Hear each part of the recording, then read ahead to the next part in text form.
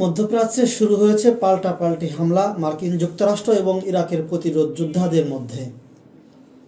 মার্কিন যুক্তরাষ্ট্র বিমান থেকে ইরাকের বিভিন্ন লক্ষ্যবস্তুতে হামলা করতেছে এবং ইরাকের অভ্যন্তরে থাকা ইরাকের প্রতিরোধ যোদ্ধারা মার্কিন ঘাঁটিগুলিকে টার্গেট করে হামলা করতেছে। অর্থাৎ মধ্যপ্রাচ্যের আরও একটি দেশ এখন যুদ্ধে জড়িয়ে পড়লো আরও শক্তভাবে। আপনারা জানেন যে মার্কিন ঘাঁটিতে হামলার প্রতিশোধ নিতেই মার্কিন যুক্তরাষ্ট্র ইরাকে এবং সিরিয়াতে ইরান সমর্থিত গোষ্ঠীগুলোর টার্গেটে হামলা করে।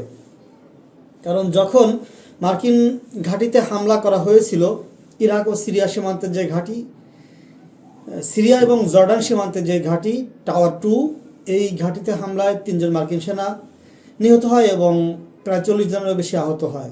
তারপর থেকেই মার্কিন যুক্তরাষ্ট্রের অভ্যন্তরে ইরানে হামলার একটা শুরু হয়, আলোচনা শুরু হয় যে ইরানে হামলা করে প্রতিশোধ নিতে হবে। কারণ ইরান সমর্থিত গোষ্ঠীগুলো এই মার্কিন ঘাঁটিতে হামলা করছে, সেক্ষেত্রে এর প্রতিশোধ নিতে হবে। জো বাইডেনের উপরে এক ধরনের চাপ বাড়তে থাকে। মার্কিন প্রেসিডেন্ট নির্বাচন 2024 সালের শেষের দিকে, আপনারা জানেন, নভেম্বর মাসে। এই নির্বাচনকে কেন্দ্র করে তার ভোট বাক্স কিন্তু এখন বলা চলে যে ভরাডুবির একটা শঙ্কা আছে। এমত অবস্থায় জো বাইডেন তার ভোট বাক্স ভরার লক্ষ্য নিয়েই মার্কিন জনসমর্থন পাওয়ার জন্যেই প্রতিশোধের ঘোষণা দেয় এবং সেই ঘোষণাকে খুব ঢাকঢোল পিটিয়েই বাজানো হইল কয়েকদিন। এবং তারা ইরান সমর্থিত যে সমস্ত সংগঠন আছে সিরিয়া এবং ইরাকে, এই সমস্ত সংগঠনগুলির টার্গেটে হামলা করলো। তাতে প্রায় 16 থেকে 17 জন লোক মারা যায়, যারা বেশিরভাগই বেসামরিক লোক। কোনো মিলিশিয়া গ্রুপের লোকজন কিন্তু মারা যায়নি। কারণ এতভাবে মার্কিন যুক্তরাষ্ট্র প্রচার করতেছিল যে তারা প্রতিশোধ নিবে, তারা অমুক তারিখে প্রতিশোধ নিবে, অনুমোদন দেওয়া হয়েছে কংগ্রেস থেকে।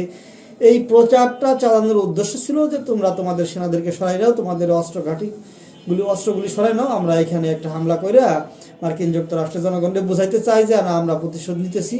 এবং ইসরায়েলকেও বুঝাইতে চাই যে ইসরায়েল, দেখো তোমরা, আমরা কিন্তু তোমাদের কথা ইরানকে টার্গেট করছি বা ইরানের সমর্থন পৃষ্ঠ গোষ্ঠীগুলোকে টার্গেট করছি। এটা মূলত জো বাইডেনের ভোট কুড়ানোর একটা কৌশল ছিল। তবে ইরাকের অভ্যন্তরে থাকা মিলিশিয়া গ্রুপগুলি কিন্তু থেমে নেই। যেদিন মার্কিন যুক্তরাষ্ট্র হামলা করলো, তারপর দিনকেই প্রতিশোধ নেওয়ার জন্য তারা ইরাকের এবং সিরিয়ার কয়েকটা ঘাঁটিতে, মার্কিন ঘাঁটিতে ড্রোন হামলা করছে। আর এই ড্রোন হামলায় কতজন মার্কিন সেনা বা যুক্তরাষ্ট্রের নাগরিক হতাহত হয়েছে বা মারা গিয়েছে, সেই বিষয়টি এখনও বিস্তারিত জানা যায়নি। কারণ এটা হচ্ছে ইমিডিয়েটলি ঘটনা গত রাতের। এমত অবস্থায় বিস্তারিত জানতে আমাদেরকে আরও অপেক্ষা করতে হবে এবং পরবর্তীতে আমরা এই বিষয়টিও আপনাদেরকে জানাতে পারবো। তবে এটা এখন পাল্টা হামলা অব্যাহত বা চলমান, এটা চলছে, এটা কিন্তু বাস্তব। মার্কিন যুক্তরাষ্ট্র যেদিন হামলা করলো, তার পরের দিনকে রাতে ইরাকের মিলিশিয়া গ্রুপগুলি মার্কিন ঘাঁটিতে হামলা করলো। তার মানে কি, পাল্টা হামলা এখন অব্যাহত ইরাক সিরিয়াতেও। এটার মূল কারণ ছিল ইসরায়েল ফিলিস্তিন। এর মধ্যে হুতিদের আরও 36টি টার্গেটে যুক্তরাজ্য এবং যুক্তরাষ্ট্র, আমেরিকা এবং ব্রিটেন আবারও বিমান হামলা করছে। এই বিষয়টি আপনারা হয়তো সংবাদ দেখেছেন। এবং হুতিরা এখানে তারা বলছে হামলার জবাব আমরা হামলার মাধ্যমেই দিব। এবং হুতির যোদ্ধারা লোহিত সাগরে মার্কিন স্বার্থ বা মার্কিন রণতরী বা জাহাজ টার্গেট করে কিন্তু একের পর এক হামলা অব্যাহত রাখছে। এমত অবস্থায় মধ্যপ্রাচ্য এখন অস্থিতিশীল। এই অস্থিতিশীলতা কতদিন পর যে শান্ত হবে সে বিষয়টি এখনও বোঝা যাচ্ছে না। দেশের পরিস্থিতি তেমন ভালো না।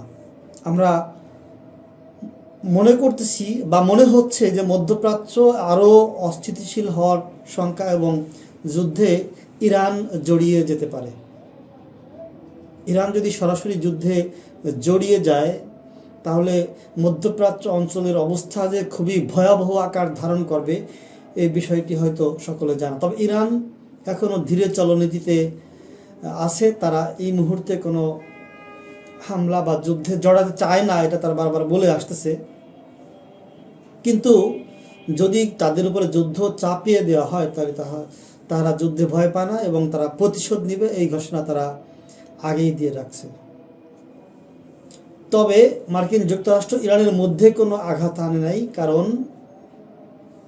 ইরান বলছে যে আমাদের স্বার্থে বা আমাদের মধ্যে যদি কেউ আঘাত করে আমরা পাল্টা আক্রমণ করব। এমত অবস্থায় মধ্যপ্রাচ্যে যদি শান্ত না হয়, ইসরায়েল ফিলিস্তিনের সংঘাত যদি মানে যুদ্ধবিরতি না হয়, তাহলে ধীরে ধীরে এটা আরও ব্যাপক আকার ধারণ করবে এবং ইরান যুদ্ধে জড়িয়ে যেতে পারে। এটাই এখন বিশ্লেষক মহলের শঙ্কা। দেখা যাক কি ঘটে। আমরা পরবর্তী ভিডিওতে এই বিষয় নিয়ে আলোচনা আবার করব। পরবর্তী ভিডিওগুলি পেতে অবশ্যই চ্যানেলটি সাবস্ক্রাইব করে পাশে থাকবেন। দেখা হবে পরবর্তী ভিডিওতে। সে পর্যন্ত ভালো থাকবেন। আল্লাহ হাফেজ।